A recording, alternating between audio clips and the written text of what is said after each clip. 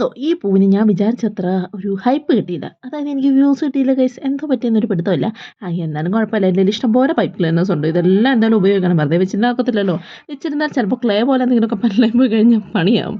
അപ്പോൾ പിന്നെ നമുക്ക് അടുത്ത പരിപാടി തുടങ്ങാം. ഞാനിവിടെ ഉദ്ദേശിച്ചത് നമ്മുടെ ഈ ലാവൻഡർ പൂ പോലത്തെ ഒരു സാധനമാണ്. കാരണം ലാവൻഡർ കളറിൽ ചെയ്തപ്പോൾ ഏകദേശം അതുപോലൊക്കെ തോന്നി. ഞാൻ ചെയ്ത കാര്യമല്ല കേട്ടോ. ഒരു റഫറൻസ് വീഡിയോ എടുത്ത് നോക്കിയതാണ്. അപ്പോൾ അതുപോലെ ഒരെണ്ണം ചെയ്യാം. എങ്ങനെ ലിമിറ്റഡ്, അതായത് കുറച്ച് പൈപ്പ് ക്ലീനേഴ്സ് വെച്ച് നല്ല അട്രാക്റ്റീവ് ആയിട്ടുള്ള പൂ ഉണ്ടാക്കാം എന്നതിലാണ് ഞാൻ ഗവേഷണം നടത്തിക്കൊണ്ടിരിക്കുന്നത്. അത് എനിക്ക് അങ്ങനെ പിശുക്കുള്ളതുകൊണ്ടൊന്നും അല്ല കേട്ടോ. എന്നെ അങ്ങനെ തെറ്റിദ്ധരിക്കുകയും ചെയ്തു. ഞാൻ അങ്ങനെ ഒരാളല്ല.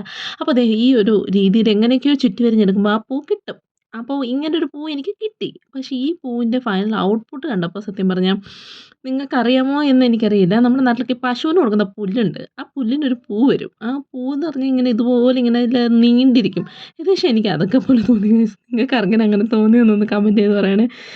ഇത് എന്താണോ എന്തോ, എന്തായാലും കുഴപ്പമില്ല കേട്ടോ. പക്ഷേ ഈ പൈപ്പ് ക്ലീനേഴ്സ് ഉപയോഗിച്ച് നമുക്ക് ഇത്ര സിമ്പിളായിട്ട് പൂ ഉണ്ടാക്കുമ്പോൾ അതിന് നമ്മൾ വിചാരിക്കുന്നതിനെക്കാട്ടി വേറെ ഭംഗിയുണ്ട്. കാണുന്നവർക്കൊരു ഒരു ലുക്ക് തോന്നിക്കും. എന്തോ ഒരു ലുക്ക് തോന്നിക്കും. ആ ഒരു ലുക്ക് ഇതിനും കിട്ടിയിട്ടുണ്ട് എന്ന് തോന്നുന്നു.